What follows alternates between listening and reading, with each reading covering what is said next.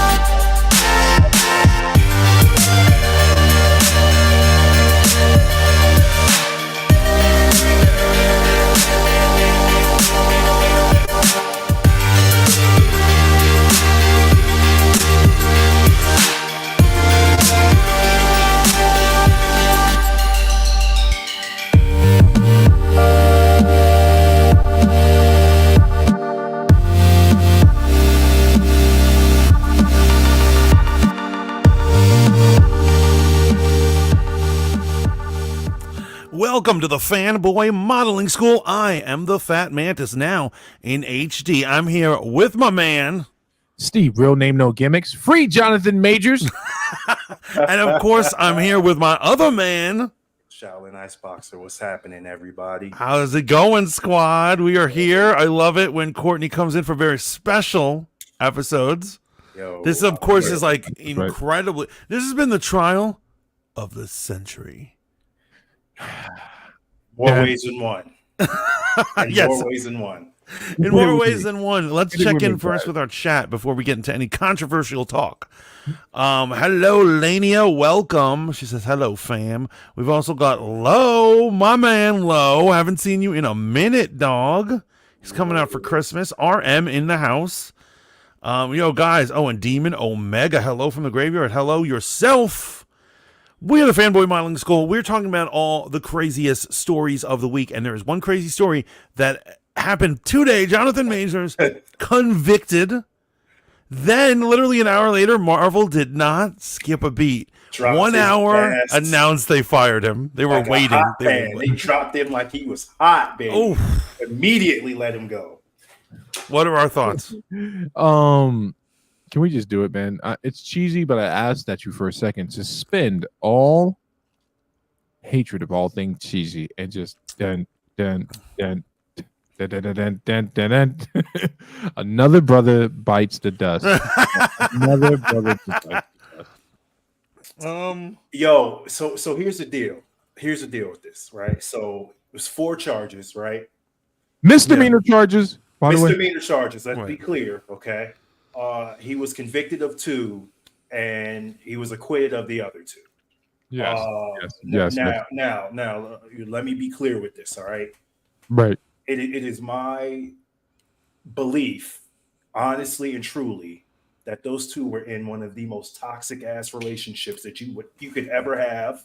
Both of them were probably disgusting to each other. I Right. absolutely feel you on every inch of that. Exactly, but the problem here is when you have someone of a certain status and someone of a certain how do I put this delicately, pigmentation. Right. You know that We all knew it was going there, so just say it. Hey, look. I'm black, y'all. I'm black, y'all. I'm blacker than I'm black, and I'm black. and again, look, I'm not caping for this man, okay? He did his dirt just like she did, okay? So it's not like he didn't deserve this in some way, shape, or form. Right. However, he is not the only guilty party in this whole thing. Oh, 'Cause no, Alex absolutely. is just as crazy as he is. That's all I'm saying. Ooh, shall Yeah, Allegedly. So first, Lo says, you'll start so late, I'm usually asleep. I feel you, man. It's a weekday. It's Monday. I understand. He says, in terms of the guilty verdict, that was going to happen either way. And he says, I didn't know about the trial. Was he found guilty? Yes, he was. Today, announced this afternoon, in fact. So I agree with you on the whole toxic thing. Here's the thing. I never said that he was like innocent or even not guilty. I just felt like, I think there was enough evidence to say that she was a trifling bitch and something shady was going on. Mm-hmm. And if, as a juror, I would have not convicted because remember, all you need is reasonable doubt. Exactly. And the mere fact that she went to the club after the supposed beating and tried to get him back after, although we all know that does happen, even if she was beaten. Still, that was enough for me to be like, I don't know about this chick. Well, see, here's the thing, Mantis. You're thinking about this, man. Dare I be the person to say this, right? And appeal to the wall of logic that we all pretend to lean against to keep this great society propped up.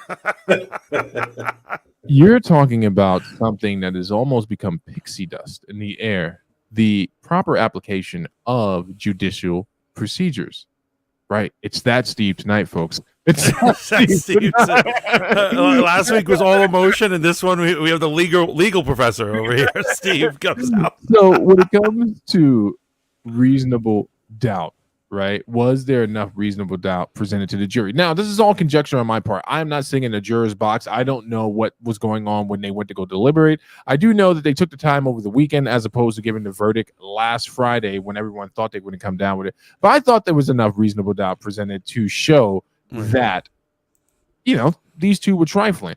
But unfortunately, in today's judicial system, just like in Jim Crow judicial system, you're not arguing facts, you're arguing against emotion. Allow me to make my argument, if you will. When black men and women were being strung up or being strung out by the judicial system back in the day in Jim Crow era, the appeal was to white sensationalism, right? Still an emotion, right? This angry Negro poses a threat. Whether he's guilty or not, someone has to pay the crime. And that's the same thing we're dealing with today. Now, he was acquitted of 2 charges, right? But he was not acquitted of the 2 most egregious charges on the case. Right. And I'm gonna argue this, man. I think there was enough video footage to show it was a toxic relationship where this type of thing should have never went to trial. Now, Jonathan Majors ain't cutting me no checks. So allow me to say legally and openly, fuck that nigga. He ain't paying me, and I'm not a red pillar. So my sanity does not reside in the fact of whether or not he's found guilty. Right. RM says, all I know is Sidney Poitier never was convicted of beating a white woman. he got more damn sense than Jonathan Majors. Yeah. Yo, on that note, did you hear the leaked audio of this fool that she recorded without his knowledge? Yeah. He was screaming, yelling at her about how she needs to act like Coretta Scott King. What's wrong with that? Trying to hold it to a higher standard. well, no, hold on. He's like, I'm doing this for my culture. I'm elevating my culture to new levels. You need to be my Michelle Obama. You need to be my, Coretta Scott King. And I'm sitting here listening to this Negro, and I'm like, bro, first of all, if you got to tell your woman who Coretta Scott King is, you already messed up. That's the first problem, okay? Second problem, who are you? He's a shady manipulator, and so let's look at this. Let's not forget that he faked breaking up a fight between 2 teenage girls to make himself look good. He literally walks into the court with a Bible in hand. Was that staged? Well, no one knows, but I think it was staged as fuck. What are the chances? Listen, black men are out here doing all types of Christian stuff on a day-to-day basis. Look at the south side of Chicago. I'm sure he shows up to the Marvel sets with a Bible in his hand. And then of course he starts dating a black woman when he's on trial. Look at that. I wouldn't qualify Megan Good as black. Right. Okay. Hold on. Damn, yo. Megan Good. Oh no! I'm just Steve's on hating on light skins lately. It's every one of his jokes. The last couple of months. Here's what you need to understand, man. Steve will always be the mirror of the culture that's being presented. And since right now there's a large narrative questioning the authenticity of someone's blackness, I'm just trying to abide by the popular sentiment. Right? We shouldn't give in to what the white man has done. He wants us to turn on ourselves. Oh, I'm sorry. This isn't the white man saying this, right? I got bona fide motherfuckers questioning. I'm saying the white man wants you to question. He wants you to take away people's black cards. Mantis, you're disavowed from this conversation only in the sense, not because you're light skinned, but because you don't even believe in the man. What do you mean? I believe in the man. You don't believe in the man. I do believe. When did you ever get the idea that I don't believe in the man? What the fuck is that? The man is not the man that you believe in. Well, we'll come back to that in a second. I love how he's telling me what I believe. I'm telling you, there's no way that is Elon Musk the man? Oh yeah, more or less. More or less. Yeah, he's a faucet of the man, obviously. Yeah, of course he is. Yeah, Lowe says this is all Cosby's fault. No, you know whose fault this is? It's Johnny Depp's fault. Please elaborate. Wow. Oh my God. I thought we acquitted this man. You on here shitting on his name? No, I'm not shitting on this man. Yo, Steve shitting on everybody tonight. No, I'm not shitting on this man. I told you before the show, man. I said on Fanboy when we covered the Johnny Depp defamation case, which, by the way, was not a criminal one, when they found that crazy bitch who now shops in Marshall, as she should, vanquished to the deeps of hell. I told you there would be no more victories in this sense. And while we're talking about Johnny Depp, allow me to clear the air on something. There's some mouth-breathing feminist mutants out there who seem to think that the trial that was going on in the UK was a defamation case in regards to Amber Heard. No, that was actually against the fucking faux trades that were reporting that he beat her ass. Right. It was a total. And when he came back to the States, they were like, no, they weren't liable. But you bed shitting monster, you're liable. Yo, Rogue Radio, what up? We've also got Princess Bex in the house. Hashtag fangirls for fanboys. Bex, we're going to talk about pole dancing at some point, but that's neither here nor there. RM says those kids were the worst actors on earth. Which one? She's talking about the young black queens, you say. But anyway, let's move into the levity of it. Have we been spared from the Kang dynasty? I'm on record of saying this should have never happened. But that motherfucker right there, sitting to what would be my left, so that way, told me that the Kang dynasty is what needs to happen. Do you think they recast, my brothers? No, end it now. They have such a get out of jail free card. Yeah, exactly. This is their way out. The way Loki ended, they could just be like, it's done. He was a side villain. Rename the next movie. Yep. Tag Doom in right now. So we need. It's not perfect in the way that this man's livelihood has been utterly shattered. But from Marvel's perspective, you can't ask for something better. Yeah, this is the first time they actually have a get out of jail. Like, for instance, when they cast Brie Larson, another horrible casting that went completely out of their hands. They're like, now we have an actress we can't sell tickets with. What the fuck are we gonna do? Right, but there was no way out of that. They still had a contract with her. They still have to put her in movies. What they ended up doing, as you probably have heard in Endgame, they just put less of her in.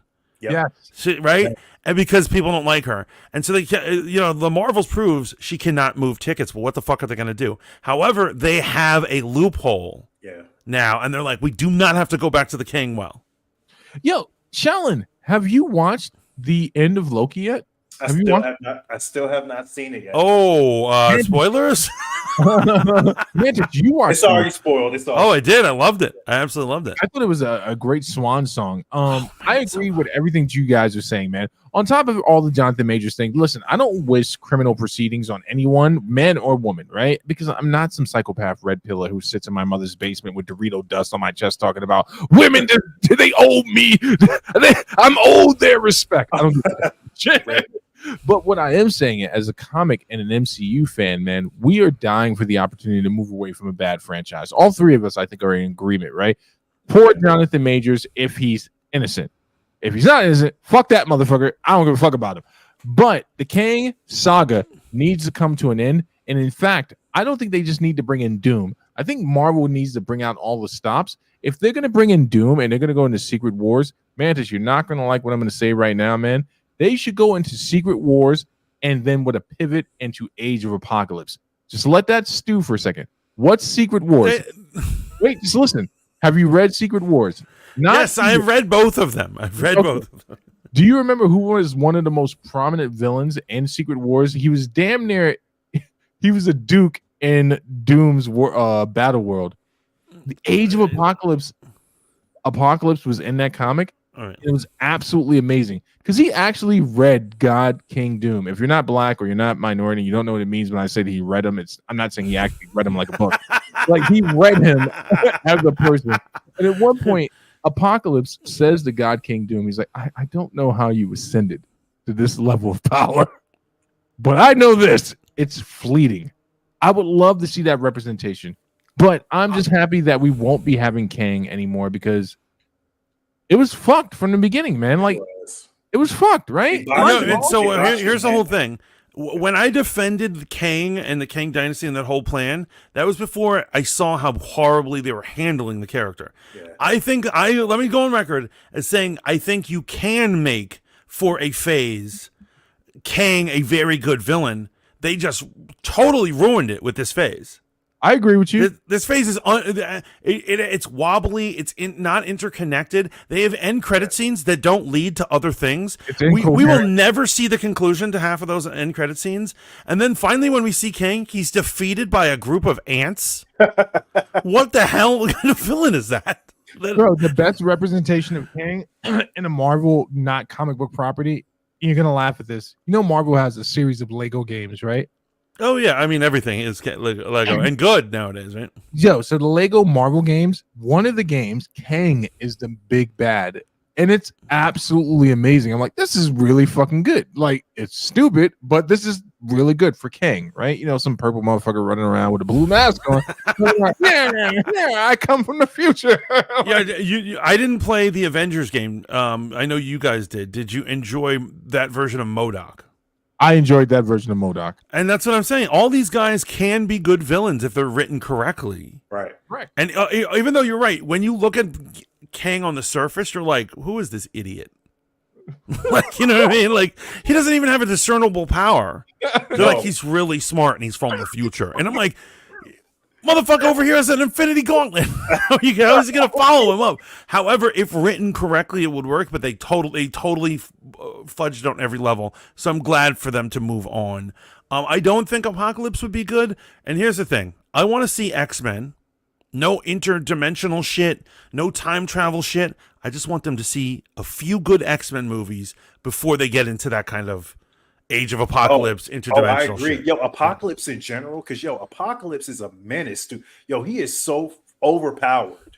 He shouldn't be their first villain. No, they should graduate from like Magneto to Sinister to exactly. Apocalypse. But he has his own phases. He's so powerful. You know what I mean? Like he's a different. You guys are following the MCU phase. You know what I would love?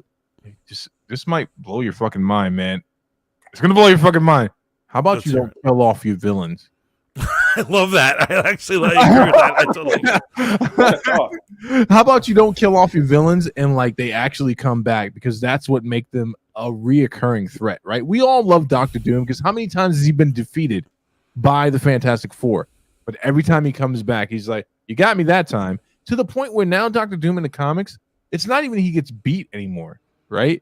It's to the point where he's like, "My comeuppance will happen." Like, it's not a matter of if it's going to happen, it's when it's going to happen. He's just such a well-written character, man. Look, Secret Wars, the most recent one, when he ascends to like God Doom and he like hits Thanos with a fatality, just rips his spine out of his back. Right. We need Doom in the MCU, my man. Okay? Yeah, no, absolutely. He just hit him with a Sub-Zero, just pulled his head out of his body. Thanos, you know what I mean? Hey, Courtney, I see you with the bulk on the arms. Give us another flex there, buddy. I see that, man. Give us another flex. Yo, you been working out, bro, Ham? I saw the bulk. Hey, look, I've been going harder. At least I've been trying to, man. Yo, flex for the ladies at home. Oh, my Lord, man. Give the pillow talk people a little something. So Lowe says he won't see any jail time, but his career is over. Absolutely. That was the point of this. That's what the district attorney really wanted. They saw an actor and they're like, we can ruin his life, is really what the fuck they said. Because I you know what, strangely, I bet you a Negro with no money could have dodged that bullet. But it was almost like because Jonathan Majors was a somebody, they wanted to catch a big fish. Oh yeah, absolutely. Make a name for themselves. Yeah, we're the ones who brought back down that horrible guy. Meanwhile, some fucking asshole out in Queens is fucking using his wife for a speed bag every fucking Sunday night. Yeah, exactly. Gets away with it. Exactly. But back to that real quick about how toxic they were. Apparently this whole confrontation, this whole fight started because this man sent some other lady a text. No, he sent her a text message that was meant for another girl, right? So she flips out in the car. Okay, so again, it starts with this fool. Right. Okay. She tries to take his phone and run. and there's surveillance footage of them in the city running. Yeah, they're running. And you saw it, right? He picks her up and tries to throw her back into the car.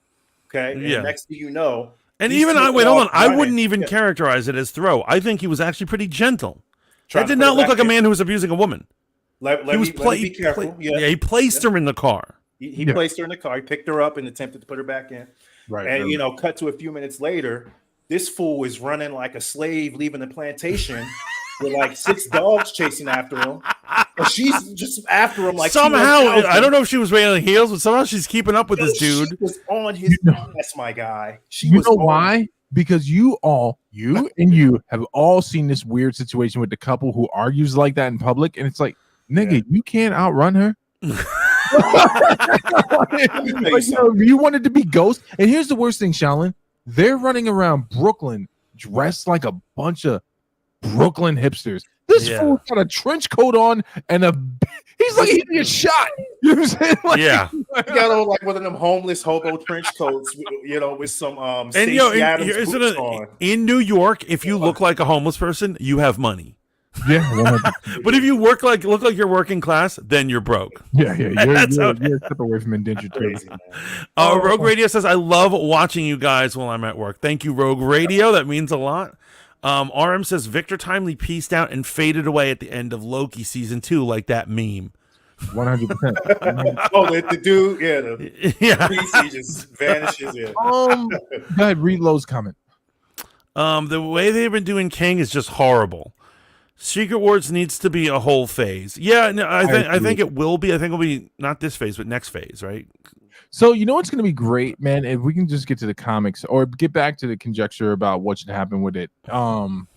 You guys know the Ultimate Universe is back, right? And I promise you, Mantis, I know this is going to upset you, but it's back in a way where like Ultimatum never happened. So you should be happy with that. That would make me happy. God, But yes. is it the Hallelujah. real Ultimate Universe? So here's the problem. It's a version of the Ultimate Universe because obviously there's this thing called paying writers, right? And we don't want to do that shit if we're Marvel. Fuck those bums, those low life bums.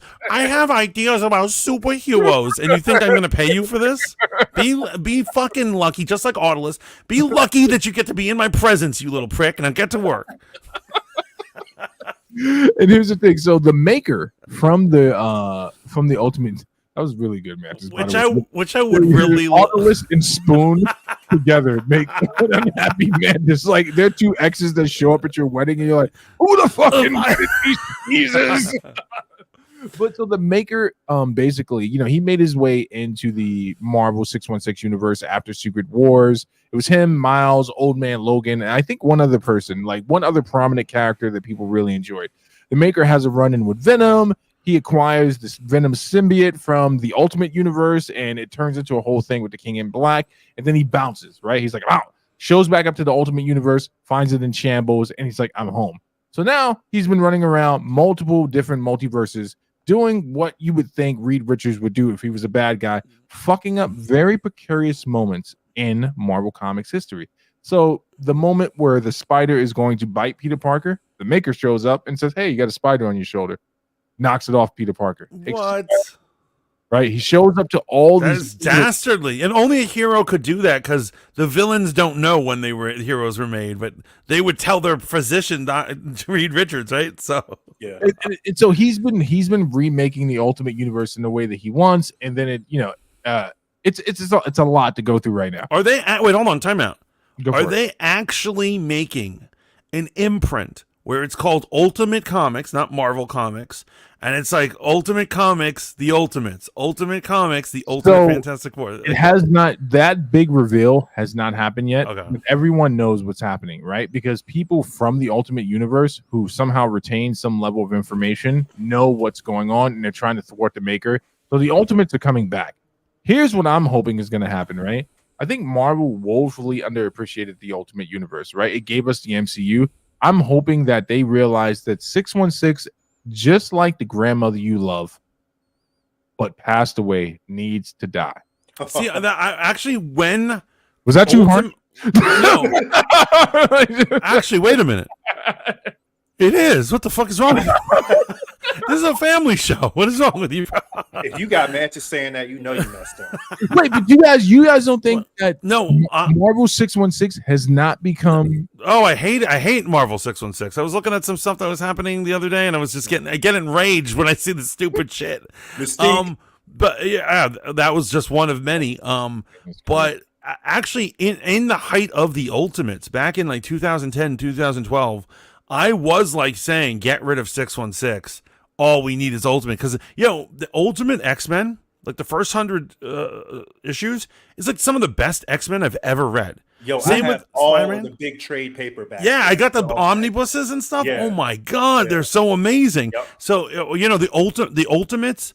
Ultimates was freaking amazing. Yeah. The Ultimate X-Men, even Ultimate Fantastic Four. It made me like the Fantastic Four. Yeah. Almost written by Jonathan Hickman. Shout out Jonathan Hickman. Check. Here's the question on the table for you guys, man. If Marvel was to reboot for 616, which we know they're not going to do. They had the opportunity to do it with Secret Wars. They decided not to do it. They jumped ship literally after Jonathan Hickman. Here's the thing. You know why? They were probably going to do it, but they saw what trouble DC got into. Ever since the New 52, they have never been able to recover. But they did.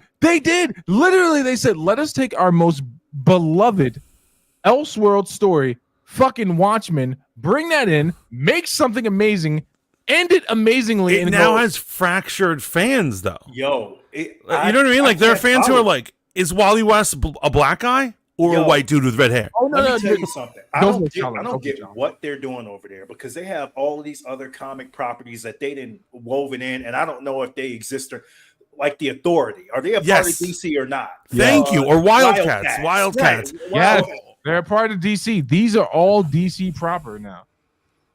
It is weird though. You have to admit the continuity is weird. You don't know which stories are canonical, which is real. It's too confusing, which is why I don't think Marvel should do it. No, I'm not suggesting that Marvel does that. What I'm saying is that DC, just like Marvel, had an out. Doomsday Clock, they got to a place at the end where Dr. Manhattan was like, I'm restarting everything. Right. He even gave the Watchmen universe their own Superman, right? And he was like, this is what you guys need.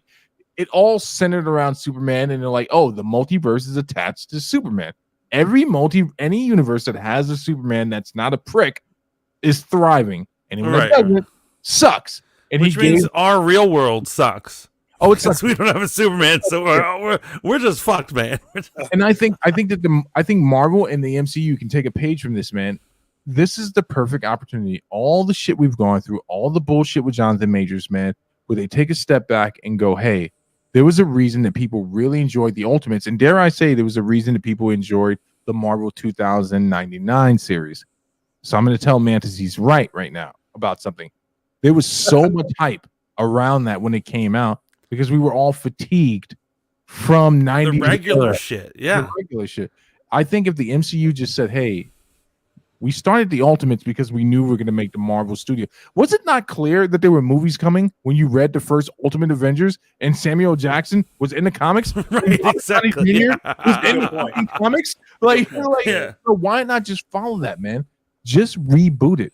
Re-fucking boot, bro. Don't make the same mistake as Star Wars. The door is right there. On this side, there's insanity. On this side, there's a chance to save your franchise. Reboot. Just fucking reboot, man. Yeah. I don't know, man. It fractures people. It really ticks people off, man. Reboot and do it right. I'm not talking about doing the New 52. Reboot. You're not going to get Robert Downey Jr. back. You're not going to get Chris Evans back. But you can say, hey, we're going to dial back from the nonsense that convoluted the story. My whole thing is there's going to be fans who are like, I like the old way. I'm boycotting the new way. For instance, in DC movies, I ain't watching any of the James Gunn shit. What? We're going to see Aquaman. What the fuck are you talking about? Well, that's in the old universe. No, I'll watch Snyderverse. I will not watch James Gunn's verse. You're going to see that motherfucker can kiss my ass. You notice that every other week they announce a different superhero. They're like, in Superman Legacy, there's going to be blah, blah, blah. And it got to the point where, like, I don't even care anymore. Nobody's talking about it like that. I feel like no one's really talking about it. At least I feel that. Let's get awkward here for a second, gentlemen. Grace Randolph, everyone's favorite fucking Fifth Avenue Never Whore. Just say it, whore. Is she shitting on the grave of Jonathan Majors? She seemed to be a little invested. I won't say personally because that's ad hominem, but she seemed very invested in the guilty verdict. She had some stake in this. Does Grace Randolph secretly hate black men? Did some black guy break? I don't even think it's a secret. Like, did some black guy break her heart? Did he say, "No, you're not thick, you're fat"? I think the white guys are calling her fat, to be honest. But like, I just think, that if you were to look through her videos, her comprehension of race and racial sensitivity is disingenuous and not good. And she pretends to be like a super lefty, and she's like, I'm super open-minded and all this stuff. I can find a million videos of her saying shit that I'm like, what the fuck did I just hear her say? You know what I mean? Like it's and so I wouldn't put anything past her. She has a very guilty until proven innocent kind of attitude about her. Right. And I feel like the moment all of this shit came out about this man, she wanted him hung at the gallows. That's what I feel like. Not only her, I feel like that was most people. I'd say a lot of women on that. Because, like, for instance, some people think Ryan Kinnell is some sort of, like, maybe he's a racist or pseudo-racist or something, but he was on Jonathan Majors' time the whole time, and he was even in shock in his video today. That he's like, I can't believe they convicted him. This is horrible. And I'm so over this, man, because it's clear that she was beating his ass just like he was beating hers. All right, but we on this man like this. It's ridiculous. So I remember just a real quick moment with Grace Randolph. I'm looking at you, Grace Randolph. The same year 12 Years a Slave came out, Selma came out. Yeah. And she said when she was preparing for her Oscar thing, she says, I don't think that both Selma and 12 Years a Slave will both be nominated because they're the same subject matter. And I was like, how the fuck are they the same subject matter? What are you talking about? Wait. How are they even remotely the same subject? How are they even remotely the same subject matter? Oh, I know why. And that's what she's saying. Black is the theme. Black is the theme. She's like, there's gonna only be. She basically said there can only be one black nominated movie. You can't have. There's no room for two on the nomination list. Hey, so real quick, this was gonna be one of my honorable mentions, but we kind of slid into this territory, so I got to bring it up right now. Have you two or anyone in the chat seen the trailer for the American Society of Magical Negroes? Someone just brought that shit up to me yesterday, man. I have, and straight up, even as a light skin, I'm offended. I am still processing what the hell it was. Because here's what I'm saying: that movie would work a lot if they actually had a dark skinned brother in there, but they took the lightest skin, mixed blooded guy in a movie called The American Society of Magical Negroes. Is it that dude? Is it that dude from that one show where black people would never be allowed in the Victorian era? And I think he's in one of those movies, actually. What's the name of that show that they love with the light skinned nigga? Bridgerton. Bridgerton. RM, are you here? Oh yeah, RM's laughing her ass off. Rebeck says I saw that shit. So here's what I'm saying: if you're gonna do a movie like that, you have to make him. I'm gonna say it, even as a light skin, a real brother. Right. And you cannot have a light skin in. Even part of it, if you see the trailer, part of it is that he's forbidden from dating the white girl. And I was like, motherfucker, you're practically white. And we all know that people do not look down on those relationships. I'm gonna be honest with my light skin privilege. Yes, I've dated a lot of white women because I could get away with it. Is that a privilege? Turns out not so much. So hold on. We gonna start from the tippy top on this. All right. So first of all, can we look at the damn name of the movie? Yeah. Are we in 1960 right now? Like, so here's the thing. I like the name of the movie because of like the literary trope of the magical black man, right? Yeah, of course. The magical Negro. The magical Negro, right? It's when you you down on your luck, here comes a magical Negro. Yeah, it's a more when you're in prison and you need God's help, it's Morgan Freeman Negro here, and he's secretly God or something. They give you wisdom. They're often genies in bottles, and shit. You know what I mean? Like that's a trope going on. And so it's at first it's like the title at least is making fun of that trope. And so that actually I had a positive reaction to the name. Right. I was like, oh, this is gonna be funny. Yo. Okay. So you got the name, right? So then you go to the plot. So you got this secret society of black folk who is pretty much Harry Potter with black people, pretty much is what it is. Magical Negroes. But here's the deal, though, right? This society has a mission, okay? According to the Society of Magical Negroes, the most dangerous animal on planet Earth is an uncomfortable white person. That is literally the quote from the trailer. A white person. And so obviously that's modern day wokeness. That they're like, let's insult the white man, and like that's a bit much. So their mission is to fight white discomfort, because the more uncomfortable white people are, the harder it is for black people to live. Let me tell you something. When the trailer was going, I was fine with it. I'm like, oh, this is cool. And then I hear that and I'm like, man, fuck this.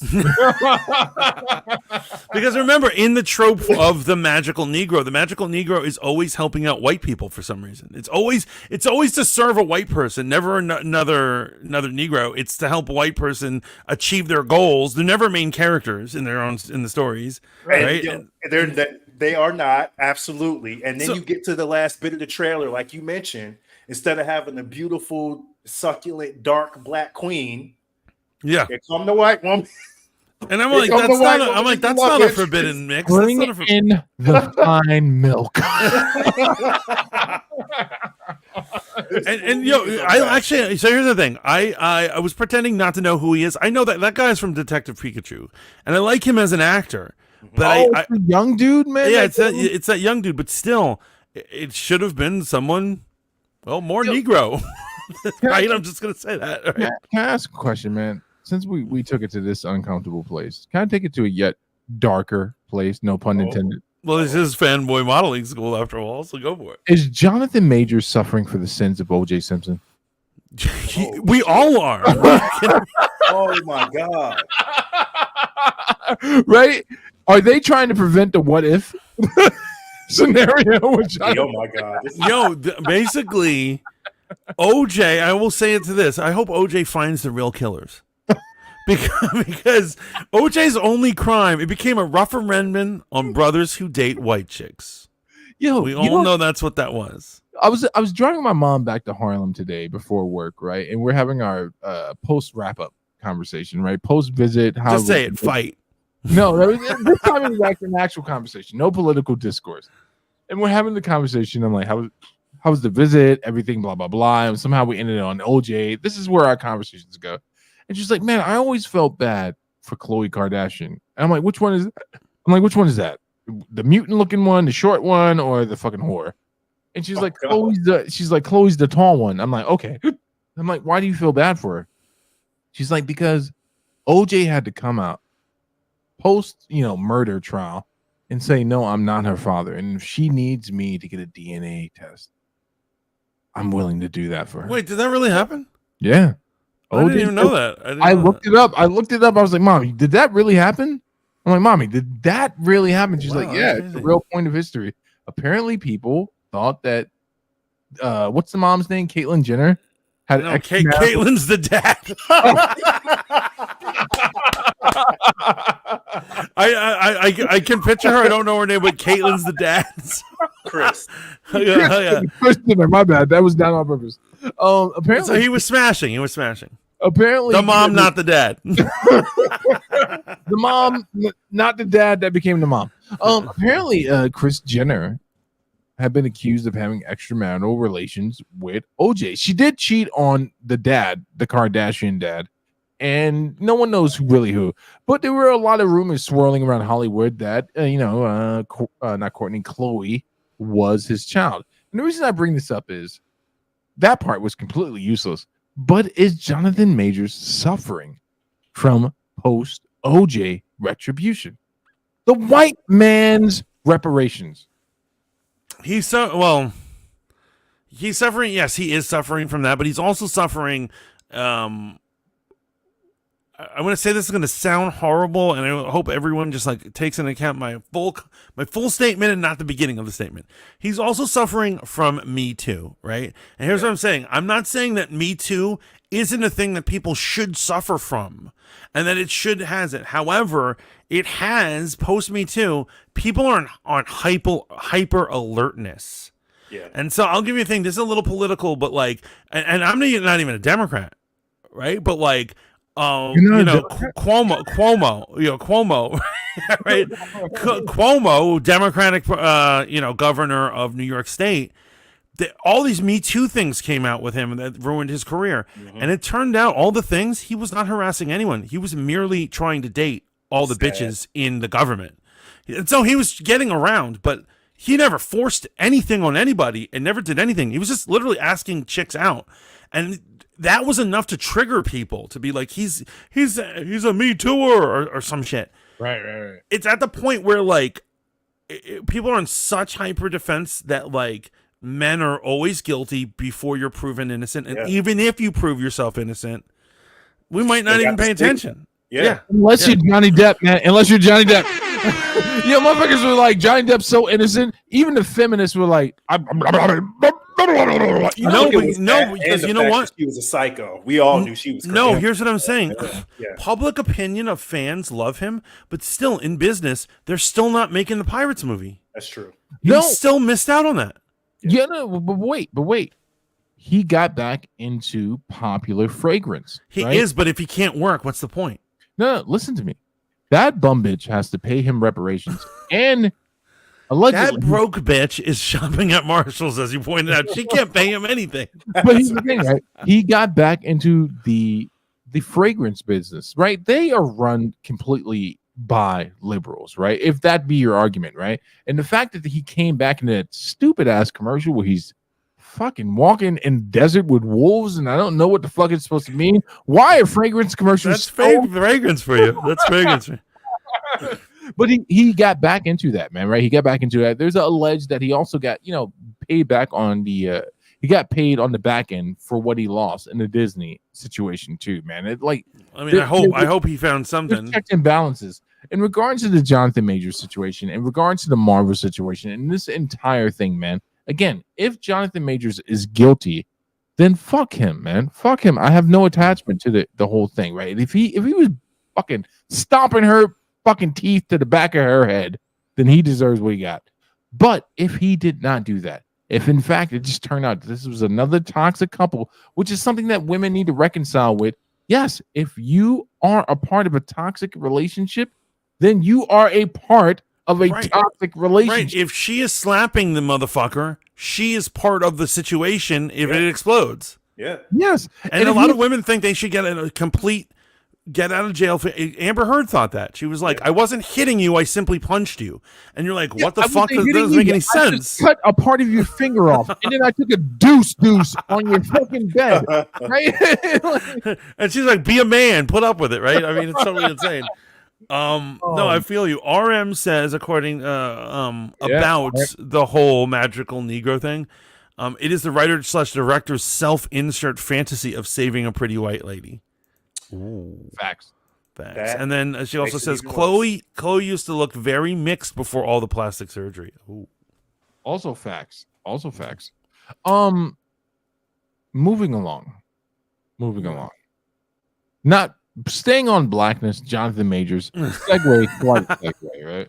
Well, we talk about anything here on Fanboy Modeling School, and if there are honorable mentions or any other things, feel free to let it go, guys. Oh yeah. Go ahead. Because I think Courtney had a couple, didn't you? Go, Courtney. Oh yeah. Yeah, I got some, but go ahead, man. I can. No. Go. So I had a quick one. It's a YouTube drama, which I know y'all love. I love it. So this particular issue, have you guys heard of The Completionist? Do you know who this dude is?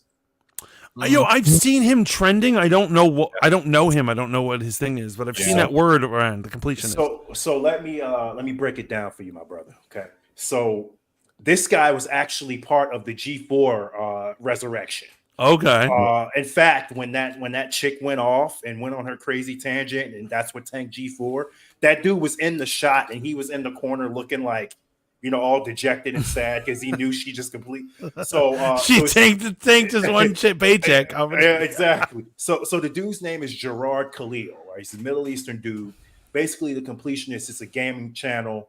And the dude plays video games and he completes them 100%. He does all the side quests. That's actually a clever theme for a YouTube channel. Absolutely. Like some of these games are like 200 plus hours. He completes them and he does. People don't be doing side quests these days. They're like, I beat it in 5 hours. I'm like, yo, then you didn't really enjoy that game. Exactly. No, and he does these reviews and stuff. So dude's been at it for over 10 years. He had like 2 million subscribers. He's a big deal on YouTube. All these sponsors, all this stuff.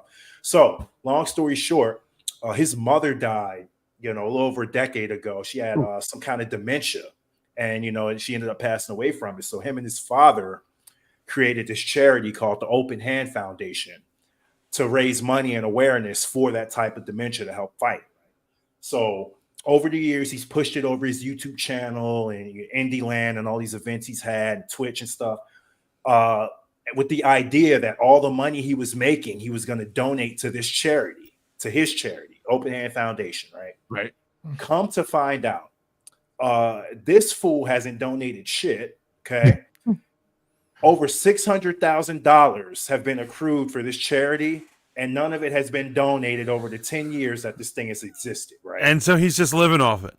So it has not moved. It has not done anything. So another guy, I don't know, some YouTuber who exposes people went to the tax records and found this shit out, and he put out a video and exposed it. I have not seen such a steep downfall in my life. This dude is getting canceled left, right, front, and back. As he should. If he really did that, he should. As he should. So what ended up happening, though, was after this shit came to light and he started bleeding subscribers and, game companies and sponsors were dropping them and all of this shit, then he somehow donates it. Okay, but that doesn't explain where all the other shit went, where all the bits went and all the donate. There's still shit that's unaccounted for. Right. So now we're looking at legal charity fraud, which is a massive felony. And if we're looking at over half, almost $1 million, my boy, you going to jail. Right. Okay.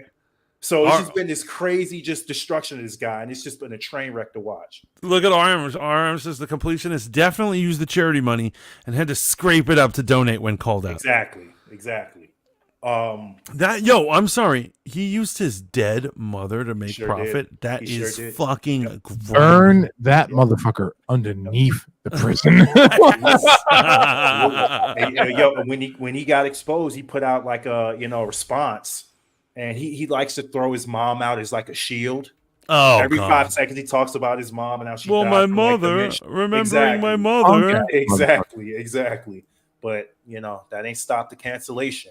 One of the few times where it's actually proper to cancel somebody. Yeah, and I would agree with the sentiment behind like canceling him. Now, obviously, we had to wait for the whole thing to play out because I know this entire situation. I think, let me go on record for saying it, my opinion is he did it. Like this motherfucker did that shit, and he deserves to be canceled. Yeah. But is there a chance where we all got this thing entirely wrong? I know that the data says we didn't, right? But is there a chance we got this entire thing wrong? Like, could you know what I'm talking about? When motherfuckers are talking about where did the misappropriated donations go to? Could we have gotten the math wrong? Sometimes I say, "Oh, you gave me a 5. My bad. You actually gave me a 20." I mean, it's definitely possible. It is definitely possible. Look, it's gonna get adjudicated at some point in a court. And then we're going to know 100% what's going on with this dude. Yeah, like RM said, he had celebrities backing him. Jamie Lee Curtis has donated thousands of dollars. Oh, wow, really? Oh, man, one of the toughest dudes in Hollywood. Yeah. Yo, honestly, I would say, like, this is why I don't actually really give to charities. Like, I give to my church, but I don't give to like things, because you actually, even legit ones, there are rules in place where a bunch of middlemen are collecting. Every time you give $1 to a kid who's starving in Africa, that kid is going to see 2 cents, and the other 98 is going to some dude's fucking paycheck. 100%. You know, 100%. So it doesn't surprise me that these YouTubers, remember, this is the problem with YouTube. And what's awesome about it too, it's unregulated. So we're unregulated press. We're unregulated gossip columnists. We're also unregulated in our charities. That's why everyone's on Mr. Beast's ass all the time. Oh, we got to talk about the downfall of another YouTube legend after this. Yeah. And I'm not even talking about Mr. Beast. Put a pin in this. You remember that blue-haired motherfucker Destiny that talked about his open relationship? His bitch left him. She didn't just leave him. She left him for damn near a deer hunter Twitch motherfucker. Some fool in a dress that's sitting on her lap in the fucking video. We'll come back to that because it's all related. YouTube is unregulated, but there are some things that I think objectively are fucking abhorrent, man. Don't use moms. Shaolin, Don't use moms. Don't. when you say I swear on something, the first thing that might come out of your mouth is I swear to God or I swear on my mama. Right? You don't. And both are wrong. Yeah. Both are wrong. You should swear on your kids. Don't swear on either. I swear on my children. Or at least swear on the one you're like, he's probably not going to college. Y'all, I'm telling you, this dude is on his way out. Like he's been added to games. One of the developers sent out a patch. They're removing him from games and shit. Yeah. This is legit. Like this is the happening. end of this guy. It's over. happening. It's But over. hey, let us not forget that in 2023, what are we in? December 18th, the Lord's year. To this day, right? The only motherfucker we don't know who got canceled. Deep breath. Merry Christmas, it's eggnog. Does anyone know why Dr. Disrespect lost a $50 million fucking Twitch deal? Do we know at this point? To this day, we have no idea. To this day, Like, yo, if it was some abhorrent shit like what this motherfucker did, it comes out. That's my point, right, Shaolin? Right. Absolutely. This nigga lied on his mother dying and where the funds went. Honestly, he needs to. A completionist is a scumbag. for real, of the highest level. And the worst part, he was like Mr. Rogers, man. The dude was like the Mr. Rogers of YouTube. He's just, Well, let's not be naive. That's why people You know? don't trust Mr. Beast. People were like that. Yeah. There's something going on back there. Well, They unfortunately, have dark secrets, man, that is and very weird true. sexual fetishes. That's very true of all things. But you know who's dodged the pedoass bullet for many a decade? It's Mr. Chris Rogers. Randolph. No, who? Mr. Rogers, motherfucker. No, He's actually legit. he's legit. That's what I'm saying. Like, Oh, right. Okay, I thought you were about to say like he's scared. I'm like, no. no. Steve Rogers, man. Mr. Rogers has dodged all the bullets. Probably has 20 confirmed kills. Right? Yeah, he was a Marine and stuff. So like, Hey, yo, my favorite headcanon of all time is Mr. Rogers is actually Steve Rogers and uses Fred as a cover-up. He's actually Captain America as an old man. That is my all-time favorite. that is, I never heard that one before, but that's That's actually amazing. brilliant. The Yeah. whole fucking Reddit board's dedicated to Oh my God, that's brilliant. That's fucking great. Mr. Rogers is, Captain America. There we go. RM says Jamie Lee Curtis donated thousands of dollars to the charity. And she also says Dr. Disrespect got paid off, so he's okay. Amazon must have fucked up big time. Ooh, I didn't know that. Yeah, they fucked up. Yo, when I say that, okay, so again, let's be real. I'm sorry. Let's be real. If he had done something so egregious as extramarital sex, which he had been caught doing before at a, he went to a type of streaming con, cheated on his wife. He took all the L's that came associated with it. His wife decided to stay with him, right? I'm not going to get into that part of their relationship. He brought her onto the stream after they had reconciled their relationship. She's famously sitting on his back with a knife to his neck. And that's when he returned to streaming. After that, it's just Dr. Disrespect back to business as normal. Whatever happened in between that weird moment with Twitch and fucking Mixer, I think Dr. Disrespect was entertaining a contract with Mixer like Ninja and Shroud had done. But he was probably going to garner a lot more money. But he's in a non-compete contract. That's the most likely thing that happened, right? But the speculation, which leads us back to Jonathan Majors and everyone else, was enough to damage his career. You had entire people, million subscriber follower channels saying, I know for a fact that it has something to do with sexual allegations, and we're just waiting for the information to come out. I don't buy it, man. This sounds so stupid. This is the stupidest evidence ever, but he doesn't seem like the type. He does not. I mean, he's cheated on his wife, but it doesn't strike me as the type. Well, that's vanilla shit. Okay, so he's cheated on his wife. I would say he doesn't seem like he like diddle children and fucking touch grandmas and shit. Like, but here we have motherfuckers completely portraying themselves as holistic, right? And they're lying about where the funds went for their mamas, right? this is the thing on YouTube. This is why we all failed on YouTube or didn't get as successful as other people. No, we failed because we would not say salacious conservative shit. Because other people, libtards, have made it. It's because they're all fake. They're all fake, and like if you show any type of realness, you know what I'm saying. So you can't believe any of these tubers, their lives, their ways. I guarantee you, me, you, and Shaolin got bad haircuts and started saying some real far right wing shit, we'd blow up like that tomorrow. Like libtards have taken over schools, and you need to take your children out of public school and go to private school because they're only being brainwashed to be gender confused and idiot liberals like that. If you had like the comb over, right, and Shaolin had if Shaolin had the top fuzz fucking at the third right, and if I just had the split down the middle, fucking Frederick Douglass, and we were up here talking about like, if we were just we need to delete this episode because that is the most brilliant troll ever. We should get those wigs and we should try to make that show a thing. Next time we need to just be in full costume.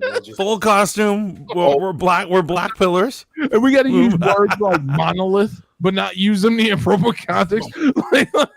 We're not a monolith. But I agree with you guys are saying, man. I just think this is Soulja Boy level. Soulja Boy's never been accused of any shit like this, but he did release a gaming console. Oh well, I mean, yeah, I know about that piece of shit. and he, I think he got sued and threatened to take it down because he copied. Right, it was someone else's. Basically, it was someone else's console, which was also one of those classic like rip-off consoles. Right. And it just had a different outer box. Yeah. Hey, yo, real quick, I had one more and then I'm done. You said Soulja Boy and it just reminded me. So bring it. I went back and I watched The Boys again. From start to finish, and then I watched some of Gen V. Have you guys seen that yet? Yeah, I've seen it. Wait, hold on. Have you read the comic? I have not read the comic. Okay. What about it? What's up? I've read them. So what it is Gen V. Yeah, this is. I'm not gonna spoiler shit right now or anything, but what I'm gonna say is that Gen V starts off like it's just a mindless extra show. Mm-hmm. And however, by its end, it sets up two plots that will happen in The Boys later. I love it. Yeah. And so I love that, seeing that. I was like, oh, wait a minute. This is connected to the thing. Yo. So I was like, well. By the end of the first or second episode, I was like, yo, this is not some like filler bullshit. This is actually connected. Yeah. I'm actually going to finish it now. I just was like, just like the comics, just like, oh, I'm just going to watch this, and ended up being like, okay, this is legit. Now I have to actually watch it. And I wasn't disappointed. I would dare say the comic for Gen V, or the way Gen V was represented in the comics, has way more weight. I have not watched the show yet, but I do know for a fact, because spoilers, that people really enjoyed the connectivity of it. They were like, oh, this was not, as you said, Shaolin, some fucking filler bullshit. This has... Also, I like Gen V. Can we just talk about one thing, Shaolin, before you get into your thing, man, here? What's up? The Boys trailer or teaser is out, and we noticed that a certain black-clad character is back. And that's out of the comics, too, though. Well... in the comics, he never died. Right, and it doesn't die, or doesn't to the best of our knowledge. But I do. Here's what I like this better. Right. That they had an actual black dude in the costume. Yeah. and he's replaced, rather than in the comic where he was always that other person. Right. Which that doesn't make sense. When you think about it, you're like that. You could do X, Y, and Z this entire time, and you never did it. Come on. Yeah, the comic version's anticlimactic and kind of dumb. And actually, here's what I'm saying. So back in Charlottesville, when I lived in Charlottesville, wait, you know, in Charlottesville? Charlottesville, Virginia. I had a friend named Patrick who owned his own comic store. So the comic store was in a warehouse near the downtown mall, and almost nobody went there. And so he was my boy. Like, I knew him. He used to work at the one up, up 29. And however, he decided to live his dream, make his own thing. And I was like one of the only people who used to hang out there. And he would recommend me comics, and I would read them. And I got to say, I hated The Boys, and I only read it because of him. Because he would be like, "How you liking The Boys?" I'm like, "Yeah, it's just dark and cruel and evil." The comic is overly sexual, overly violent. It's just so stupid. I like the show's way of doing it way better. This might be the best adaptation ever, where they dialed some shit back and like, we're just gonna make this a little bit more. Yes. There are too many dicks in the comic book, exposed penises. In the comic, I'm like, okay, guys, simmer down. I will say it again, Homelander, man, easily, probably one of the most well-written villains I've ever. Oh, he's seen, great, man. The dude, whenever he is on, even though I've seen the show already, that motherfucker is so intimidating. You have no idea. Every time he's on screen, your ass cheeks are just clenched together. You get scared when he's on the scene, right? Who's he going to kill out of for nothing? Yo, wait, did you finish it? What's that? Gen V? I'm almost done. I'm right at the end. I know what happens, though. Wait, hold on. So here's what's going on. I'll tell you this. The characters start behaving in a way in the last episode. And I had a thought in my head. I had a thought that I think a lot of people wouldn't have. I said, boom, in my head. I was like, well, And then when Homelander shows up, he says exactly what was on my mind. I was like, uh-oh. I think like Homelander. You all right, brother? You might. Well, I mean, that doesn't surprise me at all, man. Here's what it is. It's not a spoiler. This is not a spoiler. I'll tell you what it is. Certain mutants start attacking other mutants. And I thought to myself, I was like, what is this bitch, an animal? She's attacking her own kind? And literally he flies down, and when he sees her, he looks at her and goes, are you an animal? And she says, what? And he's like, you would attack your own kind? But I thought the same thing. If I was a soup in that world, I would not attack other soups. Yeah. And that I would say humans are the villains. Well, but you know who you would side with. I'd be a Brotherhood of Evil mutant very easily. Very easily. Are you guys still watching Invincible? Oh, yeah. Of course. They took a break, right? Yeah, they took a break, but I watched all those episodes. I love it, man. Just want to make sure, because what are your thoughts on the show thus far? I love it. But I don't have a bad thing to say about that show. Not a thing. I fucking love it, man. I'm so scared, man. I fucking love that show. And I put it out loud. So here, and this is the most perfect thing in the world. We're talking about Gen V. We're talking about The Boys. We can't wait for The Boys to come back. We're talking about Invincible. This is evidence that there is no such thing as superhero fatigue. Yeah. It's such a thing as bad movie fatigue, maybe Marvel fatigue, but it is not superhero fatigue. We will watch superheroes as long as they're good. 100%. Yeah, and shout out to fucking Adam Eve.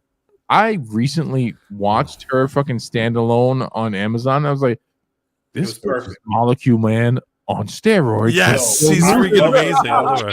She's my favorite character in Invincible. Her power set is ridiculous. Oh my god, she's amazing. And you know what's kind of crazy? I can't. What pisses me off is that she's the one person who doesn't want to be a hero. I know. Right. And I'm like, you're the most useful superhero that ever lived.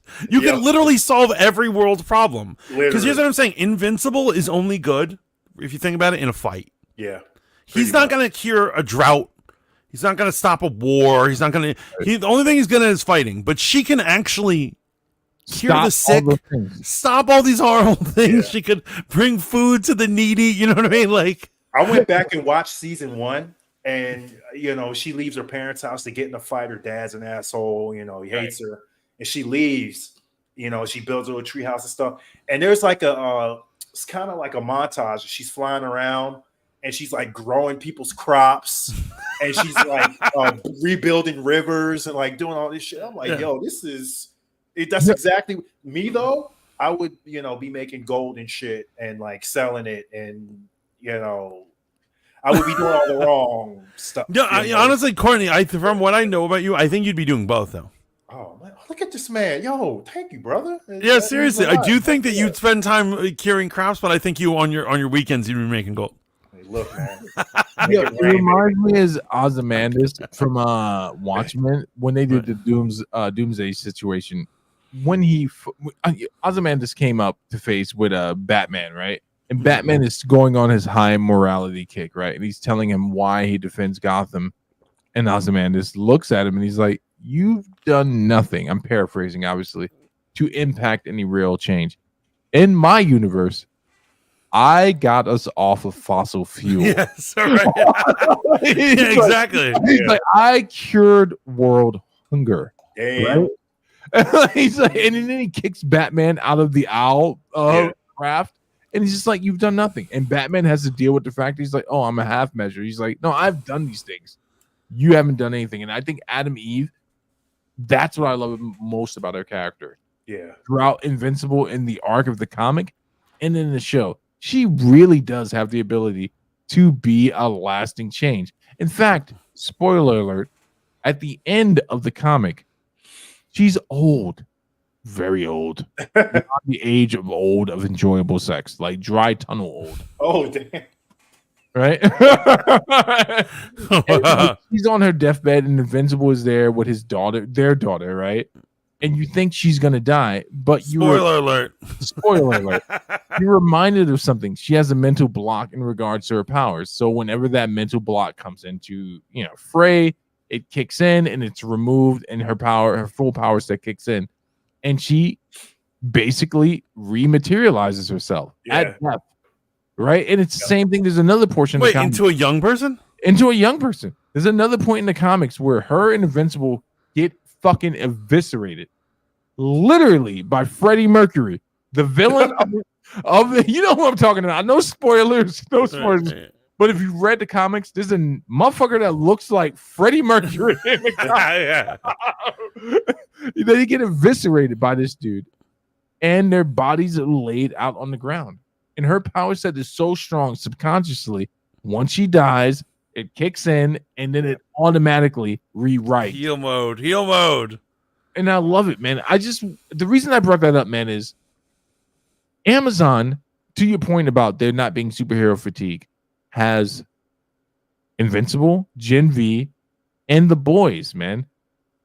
They really have come a long way. Amazon Prime, man. They have 3 of the most popular superhero stories. Absolutely. Like, shout out to them, and they get the horn. I was about to cancel that shit. I was like, nigga, give me my package in a week. Well, remember, Prime at least gives you free shipping, so don't cancel. I'm like, but give it to me in a week. It's not worth anything. And then they start to get into the appropriate way, I think, to make media. I don't want to segue like a violent sex offender. Wait, before you segue, I gotta say, this is what is missing from a lot of the superhero content that we see in movies. And so what we were talking about, the hero who actually helps people. Right. So I saw someone had put this post. It's from All-Star Superman, where there's that goth girl who's gonna throw. I don't know. You guys read All-Star Superman? She's gonna throw herself off a building, and Superman comes down. And he's like, and he just says, because he somehow knows, he's like, your doctor really couldn't make it. And then he starts telling her, and he seems to know things about her, and Superman is just telling her what a lovely person she is and that she needs to live, and he just gives her a hug, and he saves her from killing herself. Right. And I'm like, actually saving people needs to be put back into the movies. Not not just the fighting, but the actual hero who's helping people and saving people and helping humanity. And I think it's always in Batman, and I think that's why people love Batman. Because Batman is always helping people. Yes. But some of these other movies, not so much, you know? Speaking of which, real quick, what do you think about that dude Alan Richardson as Batman? What do you think about that? Oh, he played Hawk. He played Hawk in Teen Titans. And they gave him erectile dysfunction and punked him. I'd be down for it. Is he actually on the short list? Is he actually possible? I don't know if he actually is, but there's been a huge push for it lately. Right. Looks wise, I get it. If you I'd be for it, but I got why. I'd be totally for it, but remember, there is a pink elephant in the room with DC. And here's what it is. As long as you have 2 live action Batman in the movie theaters, you are fucking killing both of them. Yeah. Right. Unfortunately. And so how are you supposed to sell movie tickets for one? Because people will have their favorites and they will boycott the other one. And they should have only had one definitive one. And if Matt Reeves doesn't want to give up his Batman, if he's like, my Batman's very elite, he doesn't live in a world with DC, then I'd say, okay, then you can't direct the next movie. Because we, as Warner Brothers, own the rights, and you're just some fucking weird nerd in a bow tie. And we allow you to eat our donuts and sit in the same conference room as us. And then it'd be like, I just called security. They're going to rough you up a little on your way out. Oh my gosh, guys, I forgot there was one thing. Mantis, you reminded me of this one thing I need to talk to you guys about, but this is a true segue, but it's an honorable mention. You both seen Fight Club, right? Of course. You both love Fight Club. We love Tyler Durden, right? Anti-hero. We love the unnamed character, his lesser companion. Let me ask you, how many times would you say you've seen Fight Club, Mantis? 100. Shaolin, how many times have you say you've seen it? It's been a few times. At any point, did you watch that movie and say there's some deeper undertone of homosexuality that leads Tyler Durden to being the person he is? Did you pick up on any homosexual connotations of the movie or the book or the script? No. I don't think I have, no. A certain video essayist who's wildly popular on YouTube alluded to that there are homosexual tones in Fight Club. Here we go. So if I could tell whoever this dumbass that he's a prison knock, and here's what one of the problems, and this is like low-hanging fruit what they do. Anytime something is hyper masculine, some intellectual homo, and guys, I don't mean homo as in lame, I mean homo as in gay, fucking says, oh, it's gay. Playing football is gay. Wrestling is gay. Taking your shirt off is gay. It's such a low-hanging fruit because there's no energy to it. No argument. If they're saying they're gay because they take their shirts off and fight, but that's what fighting is. You know what I'm saying? It's not gay. You know, is Bruce Lee gay? Are boxers gay? Like, what the fuck, man? This conversation is wonderful, man. This is beautiful. Yo, Courtney, what do you think about it? What do you think? I agree completely, man. Not everything got to be gay. I mean, anytime nothing wrong with it. Right, and anytime you spend time with the boys, you're gay, right? You know, like I'm saying, you play a sport, you know, whatever, it's gay. And there's never any evidence actually to it. It's either someone who's fearing gayness who's saying it, or it's a closet case, which this YouTuber clearly is. First of all, we need to go back. You need to clip that entire 2 minutes and make that shit a short. And that was one of the best rants I've heard in some time. I mean, I'll do that. I'm gonna do that. Yeah, the reason it bugged me out a little bit because it's like I read Fight Club the book, right? And in case you didn't know, there's a graphic novel representation of the sequel. And if you didn't know, Tyler Durden's plan didn't work in the graphic novel. Like, turns out blowing up a building where the credit companies are. Yeah, obviously that's not going to stop credit. It doesn't reset the entire thing. But at no point did I watch this or read the book where I was like, man, this guy's got some latent homosexual fantasies. I'm like, this is truly about a bunch of men escaping their mundane existence and finding a higher purpose through some apathetical approach of fighting. I have no further point with that. I just want to know if you guys thought it was gay. No, that shit is totally insane. Because the truth is, it does. Here's what it is. It appeals to like the man energy, and I know people are like, that shit is so stupid, man energy. Get back in your cubicle and file your paperwork and earn your paycheck. Fuck that. Men have an inner desire to destroy. Basically, here's what it is. We want to fuck. Yeah. We want to destroy. I knew it. And then we also kind of want to build. But that's to a lesser extent. We want to fuck on the things that We will build if it will lead to more destruction or more fucking, right? So someone's like, I will build a tower because it gets me laid more, not because it does something for society, right? That's the heart of a man, right? And so, exactly. Remember in Fight Club when he fucks up the pretty boy, played by Jared Leto, and then they're like, "Why'd you do that?" I just want to destroy something beautiful. Yes, we want to destroy something beautiful. That's what men are feeling. Now, there's nothing gay about it. RM disagrees with you entirely and says the author of Fight Club would have definitely just said the main character is gay. Oh no, RM is agreeing with us and just what he meant. I agree with that, RM. He would have. He would have been more blatant about him being gay. 100%. So shout out to FD Signifier.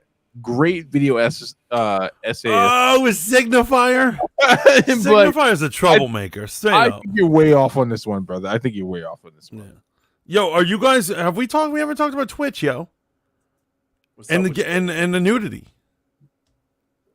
Uh-oh. Wait. Oh, Courtney's not put on. Oh no, what's going on? So Twitch for a day, it ended up only being a day. They switched their policy and they said now you're allowed to have nudity as long as it's artistic and it's labeled as such, that you're saying like it's nudity, it's an adult stream or whatever. And so it lasted less than a day where literally everyone was just doing crazy sex shit on Twitch. And they had to, at the end of it, they had to do pretty much what is considered today the largest banning of people. Yo, there was one stream apparently where a guy, he just had his erect dick on camera and he put googly eyes on it, like those stickers. And he was talking to the Oh my god. Yo, I mean, how crazy. Yo, Twitch goes as young as 13. Yo, that's a good way to fuck up your platform in one day. And so everyone was a lot of people were shitting on it. A lot of people were flipping out about it. There was no way to regulate it. They said that like some girl didn't properly tag her thing, and she's painting in the nude on the front, and it was put on the cover. Booby stuff on Twitch. Yeah. Oh. It got completely out of hand for a night. It was a night of like sexual madness. That is absolute chaos. I don't know how I missed that. I didn't even like hear about that. That's people are laughing how quickly they reneged on it. They quickly turned around. Like I had no clue this even occurred. What am I hearing right now? This is nuts. Yeah. You'll look it up. There's mad videos about it. People don't look it up. That's a setup. It's a trap. Don't look it up. I don't know if you guys know the streamer Brittany Venti. She did a live stream. It was 4 hours of her just ranting and raving about how fucking disgusting it is. She was like, "Fuck these dudes. They're all perverts." Can I ask you the uncomfortable question, Mampus? I don't know who this person is, but on a scale of 1 to 10, 10 being exceptionally beautiful, 1 being shove her back into the fridge and never look in the eyes again, where does this person who I just Brittany Venti, I give an 8.5. She's very sexy. Really? She's sexy. Yeah. Really. He said so. Courtney, without stopping, without even a moment, goes straight to googling her. I can't believe you guys don't know Brittany Venti. Did she shut up and dribble? What are her political chops? Oh yeah, she's very attractive. All right, let me check it out here. I'll be the 5%. She kind of first of all, I don't judge people's looks, okay? Because I know I ain't as supermodel myself, but no Mo, but you're a handsome motherfucker. Oh man, Mad Mo, no pause. Thank you. I get kind of like Mantis vibes, not like you Mantis, but like the bug. Right, like the this broad.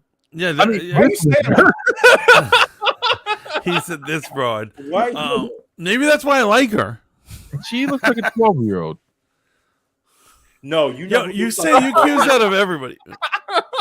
That chick who does the awkward interviews. Oh, she looks like a 12-year-old. She looks like she is 10, my guy. I don't know how people. And you know what's funny? I looks like a understand child. people think that shit is cute and funny.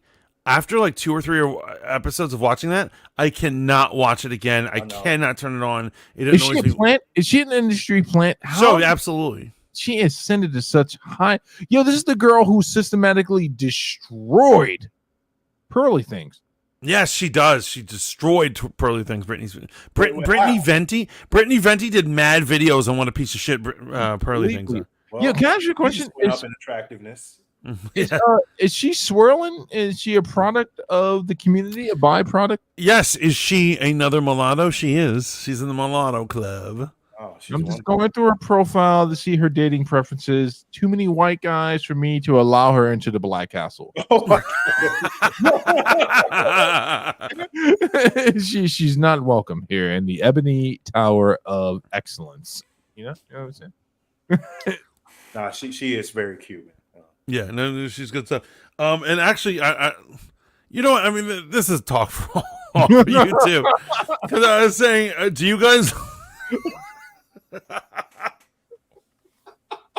Do you guys like Melanie Mack? Who the fuck is that? Melanie Mack. It's crazy we're alive and I'm saying this. Beautiful woman. And she reads one of her channels is reading the Bible with Melanie Mack. Oh yeah, she's actually in a picture of you with your girl right here. I was like, oh, that's that one chick that reads the Bible. Yeah. No, she's cool. I like her. Oh, okay. No, I don't know her. Yeah, no, she's what's up, man. She's still so she has a gaming channel called Melanie Macko Boom, and so she calls her people boomers. Right. And so she normally does video game streams, but she's a hella Christian, and so she reads the Bible, and I've taken to like listening to her read the Bible, and I love it, man. I absolutely love it. Hey. All right. Steve's mind, of course, is in the gutter. Of course, I'm talking as a gentleman. A gentleman just trying to get his Bible on. Wait, you love ASMR Bible reading? Is that what you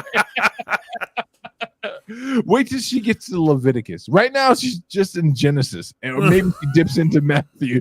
When she gets into like Bible, all right. Last question, man. For me. Not saying that the show's ending, but I'm just gonna ask a question, man. Mm-hmm. We talked about Jonathan Majors. We've gone through the boys. We talked about criminal justice and the disparities against the black men. Is Jonathan Majors, is the MCU, was Wakanda Forever a victim of the Puff Daddy syndrome? Oh. Look, could you describe the Puff Daddy syndrome a little more? Because Puff Daddy's responsible for several syndromes. Have y'all talked about that fool yet? No, we haven't. Oh my lord, that might be too heavy to talk about now. But hey, but wait, him with his woman or him with the whole Tupac thing? His. He's got a lot going on. Yeah. I'm just saying, man. I'm just saying, right? I put my hoodie all the way down, man. We've covered a lot of ground, man. And we talked about the young albino woman a second ago. Is this all? It's okay. Let me just say it flat, man. Is it just our turn? Is the Me Too movement now coming against another targeted group, which is black men? Right, And exactly. Are black men on the table now, right? Are we excluded from the conversation of the protected class of people who cannot be targeted?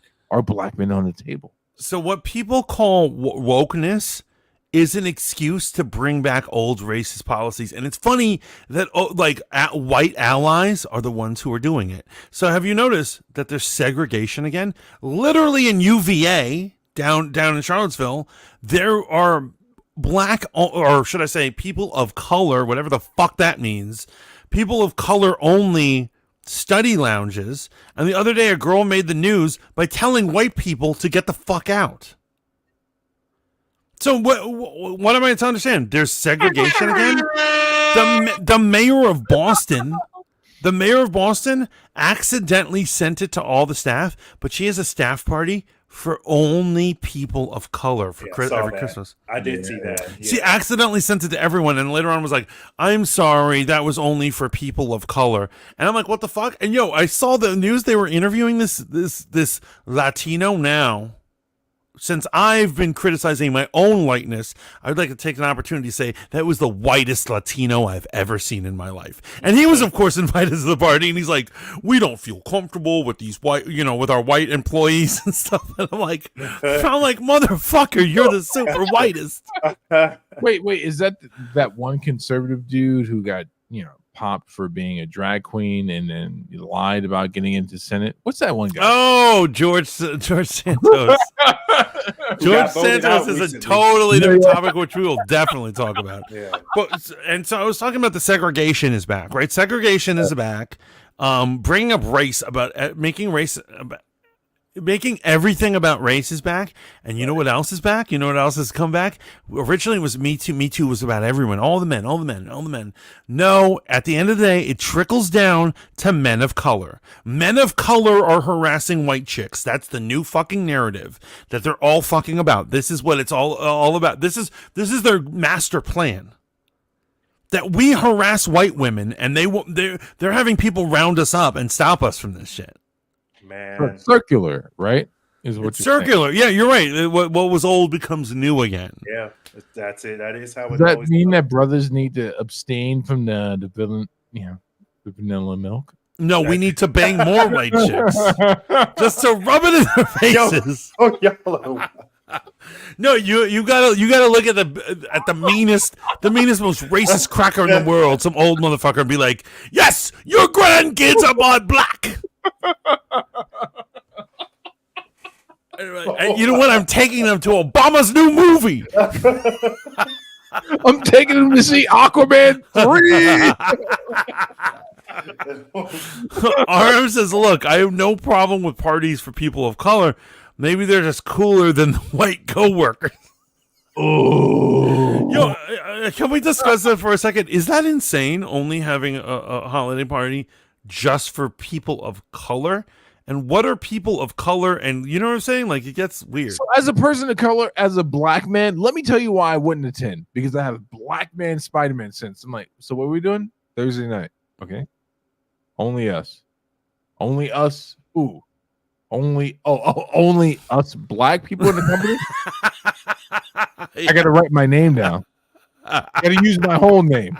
Right. Wait, I gotta show up using my whole name, and you want to put this shit on IG? No, I'm sick. Exactly, right? Hold on. Bex, I swear I was gonna say the same thing, Bex. I swear I was gonna say the same thing. What up, Matt Cat? Welcome in, man. We were talking shit about everyone and everything. Food might be tastier. I was gonna say the same. She said food might be tastier in all how that. How is it gonna taste when you're on the unemployment line? I'm telling you, the protected class of black people. Yo, for a little while, Shallon, black people enjoyed this level of where it's like, vroom, vroom, shit couldn't touch us. It ain't there no more, man. No, are you kidding me? You're accused twice as much. It's not there. The only way you're getting out of it is if you pretend you're trans. In fact, what? Fuck. Yeah, if you become if you're a trans woman, you don't even need to do anything to represent that. So you don't need a surgery or even to shave. You will then skip to the head of the line of oppression. I meant to ask you. You can even groom children and get away with it. Oh, damn. You were saying. Let me go ahead and flip that real quick. What did you think about Jordan Lee from Gen V, the trans hero? Oh yeah.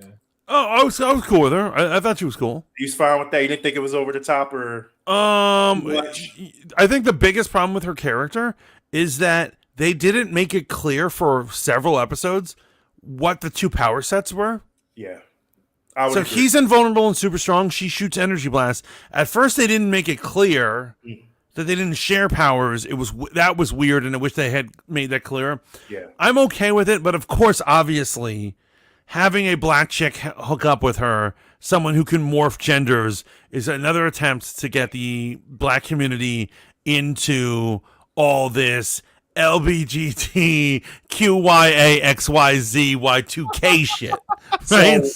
So honestly, I'm watching it, and I'm cool, like I'm chilling or whatever. But I couldn't like help but think this.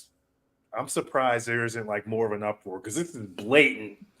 It's a hero blatant. that changes sexes and has. At this point, I'm used to it. At this point, I'm used to it. Yeah. You know what I mean? Yeah, I guess everyone else is because there was no fuss about it, So Wait. Bex says they can't fire me for going to a party I was invited to. Bex, if you are a white person and you went to a SS party that you were invited to that was sponsored by other work employees, your ass is getting fired. Look, what if the deputy mayor of Boston was like sent out a thing that said only an all whites party, and they accidentally sent it to the minorities too, and they're like, "Sorry, minorities, that was a mistake." Yeah, would it be fucked up if I showed up to the only whites party in whiteface and then sprinkled raisins and apples into the potato salad?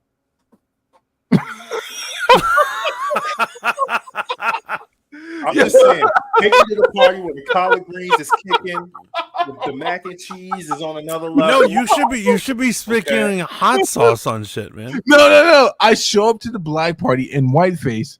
I find a potato salad, sprinkle some apples in there, sprinkle some fucking raisins in there. I would be the first to punch you out, man, because that shit is fucking crazy, man. Why do they put raisins in that shit? It doesn't make any sense. It doesn't even make any sense. Yo, I fucked the whole shit up. Yo, Shallon, I would literally go over to the collard greens table and I'm like, I'm gonna put some mushrooms in here. You out of your mind. You mess up a good pot of collard greens, we're gonna have a problem. For those who don't know, we're talking about the mayor of Boston, who an Asian woman who likes to make jokes about white people in speeches, apparently, and so she had an all minority holiday party for the people who worked at the city hall, and she accidentally sent the invite to everyone, including the whites, and then wrote a thing saying, "Sorry, whites, that was a mistake. It's only for people of color." Ridiculous. Madness. Yeah, I mean, so you're saying madness, you're saying ridiculous, but am I right that, like, do you feel like we live in a world, in my personal opinion, I live in a world where I don't want to be part of this shit? Has it gotten that crazy where you're like, wait, what are you signing us up for? Are we like some suicide cult before? No, not suicide, but I'm just saying, is this shit not, is this not bullshit? I don't want any part of this shit. Well, you're not Asian, so you don't get to speak on this. You don't know the context in which you were speaking, right? As I say, when people are like, "You can't king shame," I reserve the right to shame anyone I want for any reason, and I reserve the right to tell an Asian to go fuck themselves whenever I want. And right now, I don't even know the bitch's name, but Mayor of Boston, go fuck yourself. Oh, well. Well, I'm sure she's an avid fan of Fanboy, so she's probably gonna be pissed. So here's the thing, man. I'm an avatar for consistency, man. I don't want to create an environment where it's like only these people are invited to the party, right? So you know my stance on it. I would not do that. I wouldn't, and I wouldn't participate in it. I wouldn't show up to anything. Now, maybe if I was in a historical black college where it's like, hey, this is the historical black uniting, blah, blah, blah, blah, I would show up to that. But I would not go to anything that excluded other people for the sake of excluding them. Doesn't make sense, right? Especially if I'm living in a northern state. So I would not show up to an office party or an invite where people don't share views that would be counter to mine. And I'm going to leave it at that. I'm going to tell. So I understand what you mean, actually, because I'm going to keep it funky for a second. Keep it funky.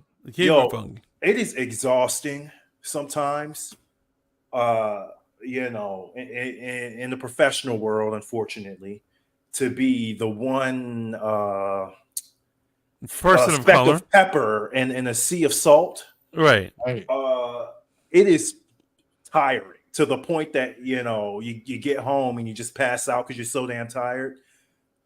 So I get sometimes having a space where you can just be fucking black, and it's okay Yeah.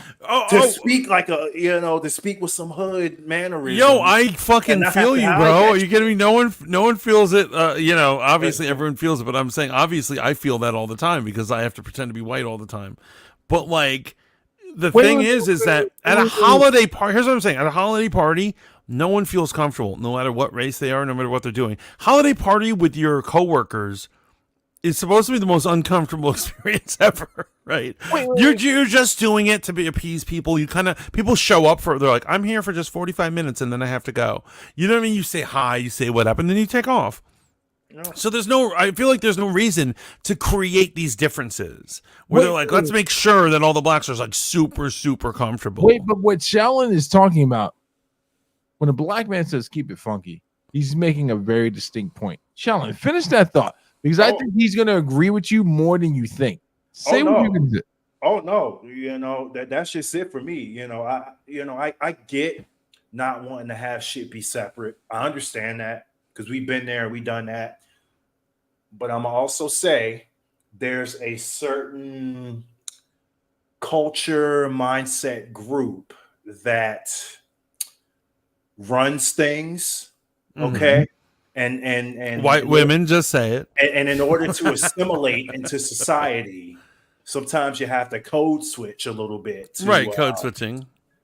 To assimilate with these people. So and you don't want to code switch on that night. And I feel that. And it's exhausting sometimes to not fully be able to be you. So I do get why there are parties like that. Right. Well, so here's the actual Here's the actual more sane way to do it, though. Yeah. I am the mayor of Boston. I am having a private party. I invite who I want. Instead of making it a work-related nonsense where you only send it to people of color, accidentally send it to white people, and then say you're disinvited white people. That is fucking insane. Just have a private party, and if you don't like whiteys, don't invite whiteys. You don't have to invite whiteys. But why do you have to bring work into this shit? And you know why she didn't do that? Because it makes too much sense. That's why. Wait. Can I make this way uncomfortable? Because we use the term code switching and allow me to be the villain in the room. Brothers. You often are. Brothers. We're black men of a certain variety. Let's keep it a buck. We code switch on levels upon levels. So we'll code switch when we're around. I'm not saying that we do this, but we code switch around white people. And then let's not pretend like we don't code switch amongst our own, right? Not saying amongst this comfortable guild that we're in right now, right? 3 black men of like mind. But you ever find yourself around what Michelle Obama's grandfather referred to as boo-boos? The type of brothers you would not keep company with on a day-to-day basis. But because of the level of violence they can introduce to a situation, you need to let these motherfuckers know that you're with the shits too. So you code switch to them. Shaolin, Mantis, you know exactly what I'm talking about.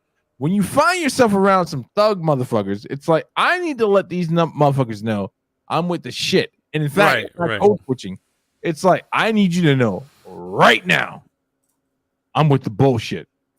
Right. And so when I was first in Virginia, I worked in Harris Teeter, which is like a a horrible place. It's amazing in terms of supermarkets. It's an amazing place because New York doesn't have cool supermarkets. Supermarkets are all lame. Whole Foods, motherfucker.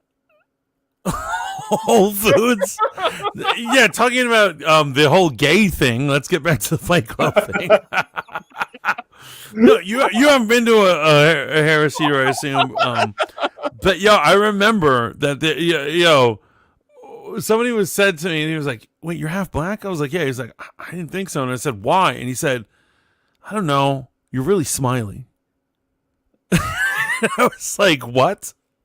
And I was like, he's like, "Yeah, you smile a lot," and I was like, "That makes me not black?" He's like, "Yeah, you know how it is." And I was like, "Okay, brother." Was he black? Yeah. Okay. All right. Although, here's the thing. It's my boy who I love. His name is Carlos. Even though his name is Carlos, but he's not Spanish in any way. When I first met him, I was like, Carlos. I think you may know him as well. I think I do actually. Is He's he like, he's chubby. Yeah, he's chubby. He's chubby, really cool. He worked at Harris. We worked at Harris Teeter for years together. Hold on. Keep talking. I'm gonna send you something to make sure if I know if this is the Carlos. And Yeah. He said he thought I wasn't black because I smiled too much. But do you understand what I'm saying about the multi-layered code switching? Like, we all have to code switch. It's just like part of it, you know? Do we have to code switch? What if we existed in a world we get invited to a party where you don't have to do those things? How great would that party be? That was. So in your fictional fantasy universe, everyone is cool, everyone is awesome, and that's not real. No, right? But that's the fictional part. In the fictional world, everyone is cool. Imagine if you're in a place where it's like no one's judging you on the place. Yep, that's him. Holy shit. Okay. Imagine if you're in a place where you don't have to code, where people just accept the fact that, like, yo, I'm with the shits, I'm with the bullshit, but I'm also civil. Let me enjoy some. What you're asking is that everyone be real. And the truth is that not everyone can be real. Shit, my bad. I forgot. This is why I get ostracized from so many places. I'm like, yo, just say what you're trying to say. No pretense, no context, or pretending to present context. Just say it. Just say it and just have a fucking good time, bro. Yeah, not everyone's real. That's the problem. Like, people are awkward bundles of bullshit. And that's why here at Fanboy Modeling School, we're always a buck. I always keep it a buck. I do not lie to our peoples who listen up to us. Well, you do pander to Hawaiians. You do. I have never pandered to a single fucking Hawaiian in my damn life. Yo, when I get off the plane and a bitch gives me the lay, I say, "You better, bitch." I have never pandered to those people. They're barely Americans. That man said you better. But even Rebex knows Harris Teeter is amazing. Yes. For a while there, Rebex, I was the chicken man at Harris Teeter in Charlottesville. Cooking up those chickens, man. It was amazing. Yo, Mantis, I envision you working at one of those Midwestern spots where they have a black man chasing a chicken in the front with a hatchet. Yo, have mad fun tonight. Courtney, it's your motherfucking birthday, Shaolin Iceboxer, man. It's your fucking belated birthday. Oh, thank you, man. What did you learn in one more cycle around the fucking moon, bro? What did I learn? Oh, man. Damn. I learned that life is a merciless bitch, and you just gotta you gotta hold. Holy fucking shit! Just hold on. Just hold on. Damn! You gotta put her ass back in the fucking SRU. Make sure you send the text to the right person. Right. And in the event you don't, put a passcode on your phone. Now, wait, are you talking about what you learned from Jonathan Majors, or did you learn that yourself? I did not learn that myself. I'm not that toxic. Why are you trying to get him incriminated? I was just curious. I was like, maybe he learned it too. That'd be weird if him and Jonathan Majors learned that in the same year. No, for real though, like perseverance is a real thing. You just got to be persistent. And you got to persevere, man. You got to stick through it. Shit can get hairy, but it's really just to test you, man. And it's at that point you find out who you really are. And I found out a lot about myself this year. I'll tell you that. Yeah, I found a lot about myself. So yeah, I've come to the conclusion that reality is just God's RPG for us. Yeah. And it's all a test. It's all a test. Dude, he's testing your mantle the entire time. I mean, yeah, and then you get the Job levels, but there were times I'm like, damn, man, what did I do to you? Like, did I do something wrong? Something like what? That's funny you brought up Job. Like, Yo, my Sunday school this year we did Job. We actually did Job. Job was like the hardest thing for kids to fucking gather. For them to get their head around that book, they're like, wait, God was just like letting this shit happen? And I was like, yeah. Basically. I was like, him and the devil are like hanging out together and they're basically gambling on this motherfucker's life. And they're like, what? And they were blown away. It was crazy. It's crazy, man. And, but, you know, again, to my point, you know how that story ended up. You know, it was hell, but in the end. Yeah. But another thing that the kids didn't understand, they're like, I don't understand. He doesn't get the same family back. And I was like, no, he got replacements. And they're like, they thought that, yeah, I know it's hard. It's hard. But it's hard. So no, stick with it, y'all. Because there are good things on the other side. So. Yo, do you know, obviously we're coming close to the end of our show. You being our guest here, Shaolin, do you have any final stories you want to hit up with us? Oh man, do I have any final stories? You know, stripping in the Olympics. No, I'm joking. I was hoping that was real. Let's get right to it. So yeah, go ahead, man. Go ahead. Is this Brazil? Is this about Brazil? No, it's about my beloved co-host. I'm sorry, I'm her co-host on fucking Pillow Talk. This is the pole dancing. Pole dancing. Both Shaolin and Mantis were present pole dancing in the Olympics. I'm a chauvinist who says, get those dumb fucking bitches off that fucking pole. I'm a gymnast. I'm a judoka.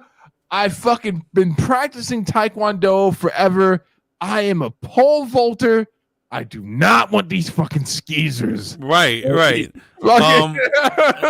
I got so getting a gold medal in front of the Greek gods. I forget the name of the movie, but there's a movie where you know, the dude from The Office, Steve Carell, he gets Ryan Gosling to teach him how to bang women or like how to seduce women. I've seen that one. Yeah. And while he's training in the middle, he's just like, the sexual revolution was a joke. He's teaching, he's creating all these things. And he says, sexual revolution was a joke.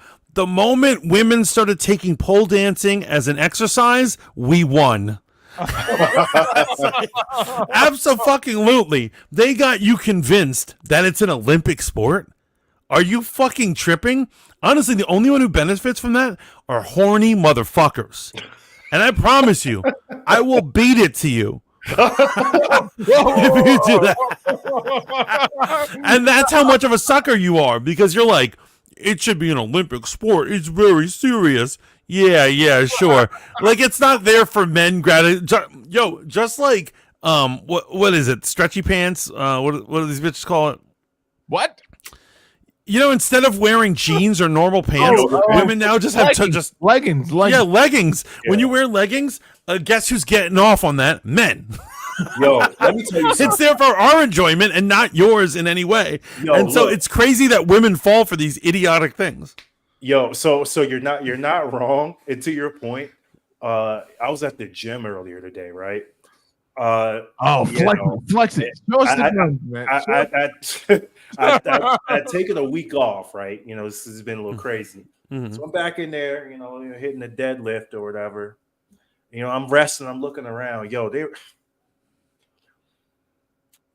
the attire, the attire a lot of young ladies wear, it is like you can see each cheek. Right. I feel like I could measure the circumference to radius ratio to get the exact number that each cheek produces by how close the pants like hug each one of them. You know what I mean? Like midriff is out, and then I'm looking. Y'all know Joey Swole, right? Have you heard of this dude? Oh, I love that dude. He's a hero. And I'm looking around. He's a complete Chad. A giga Chad. He's a giga Chad. And I'm like, yo, like, I'm conflicted.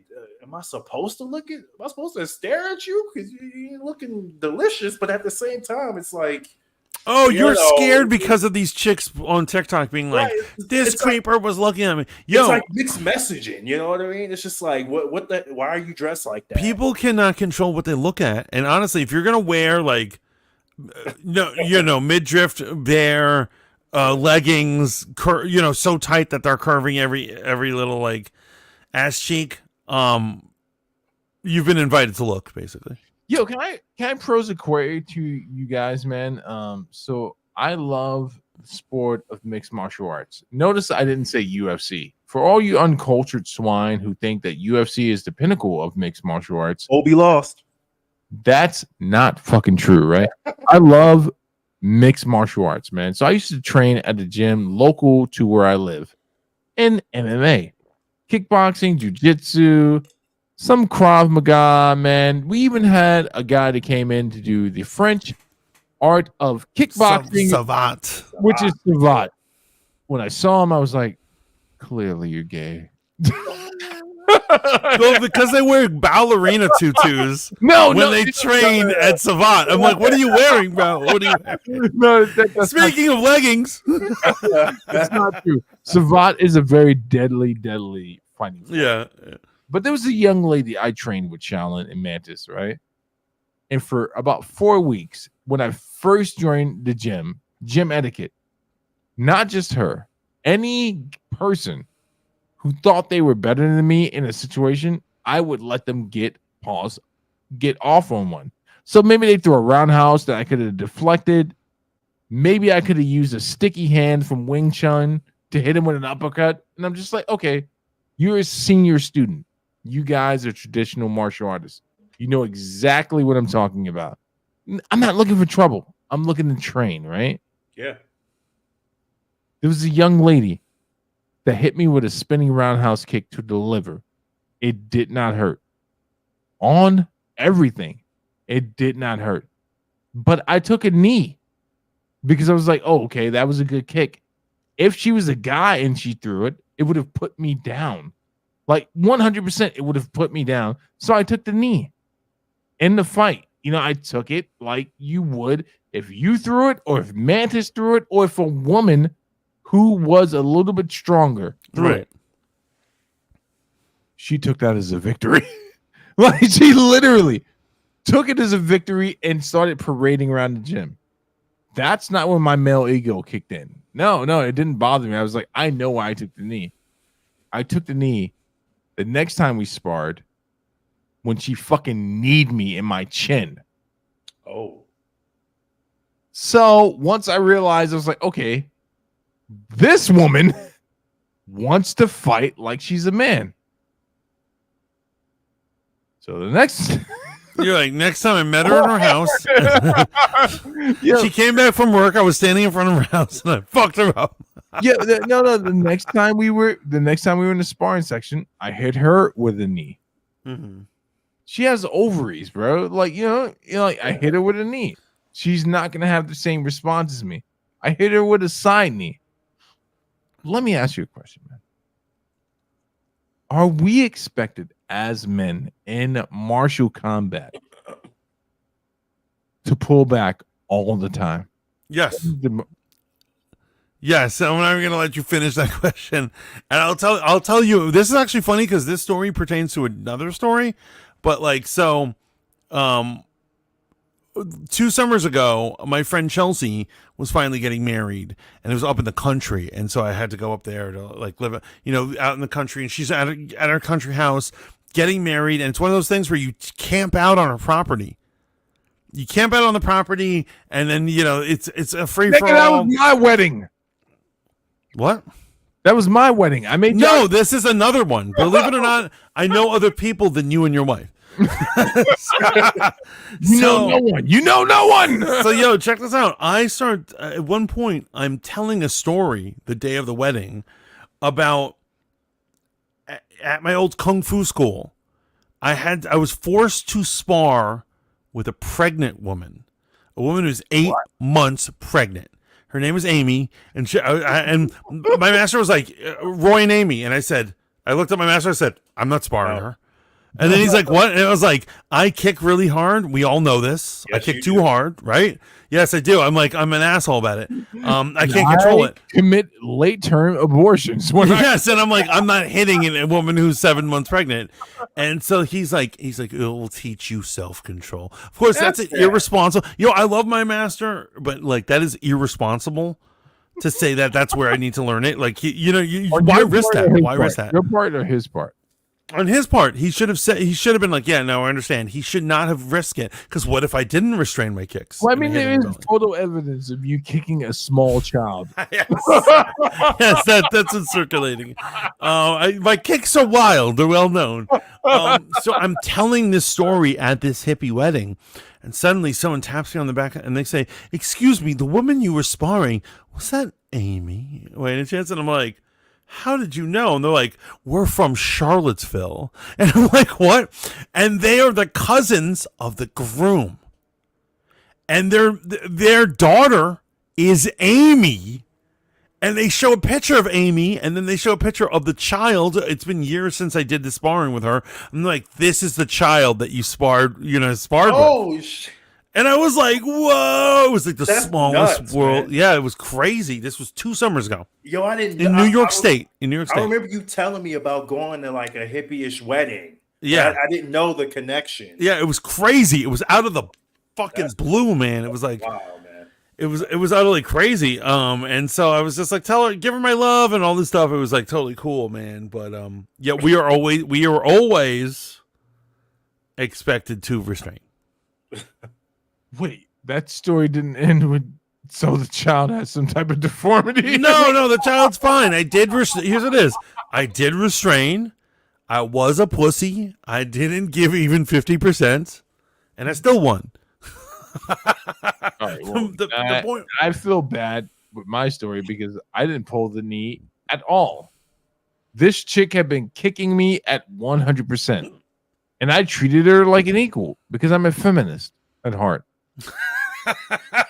Steve, you gotta refrain. You gotta. So I hit her Equal with a rights, full- equal lefts.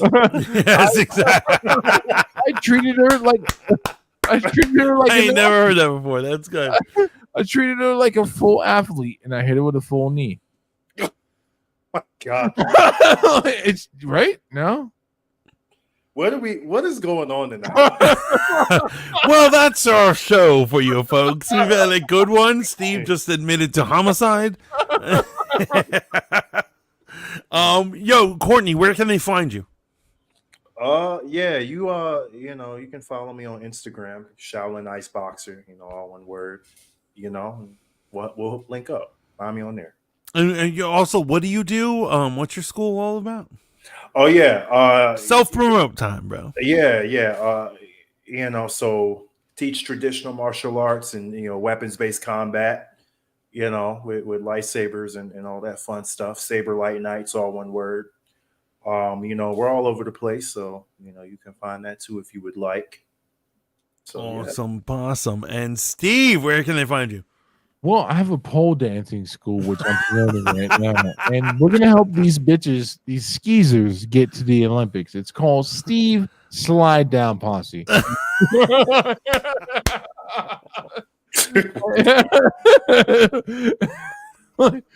No, Mantis, what are you laughing for, man? This is serious business, right? We're currently taking donation to get these hoes back up on the poles. Pole dancing is a serious sport. $5 a candy bar. You can help a young woman get to the Olympics this year. In Atlanta, unfortunately, not. Of course it's Atlanta. Where else is it going to be? Most ridiculous place on earth. The land of Tyler Perry. Okay, great. You can find me on the Hold Up TV across all platforms. Most importantly, you can find me on Riz Radio, man. Mic check with your boy Steve. Real name, no gimmicks. Having a good time. Good throwback hip hop. That's Thursdays and Sundays, folks. And also, I am the Fat Mantis, and I'm off the air for the time being. However, second week of January, I will be joining the crew of Riz Radio, and I will be getting back into it.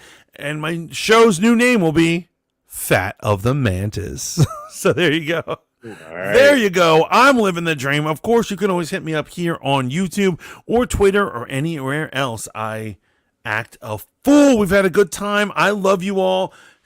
Keep it real and do not let some trifling hoe steal your cell phone and get you arrested like Jonathan Majors. Because that poor fool. Anyway, until next time, ciao for now, guys. Or at least outrun that bitch. Run faster. Yeah, run fast. He was wearing his flip flops. He was wearing his flip flops out. Yeah, his Birkenstocks, so he couldn't run.